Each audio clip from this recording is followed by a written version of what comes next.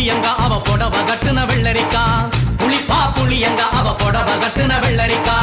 பாத்தா பாவக்காயிலம் பருவத்தில கொசாக்கா பாத்தா பாவக்காயிலம் பருவத்தில கொசாக்கா சோக்கா நடக்கும் போது சுத்த வேணும் பூசணிக்கா ஆத்தா கண்டெடுத்த அழகான ஜாதிக்கா புளிப்பா புளியங்க அவ புடவ கட்டுன வெள்ளரிக்கா புளிப்பா புளியங்க அவ புடவ கட்டுன வெள்ளரிக்கா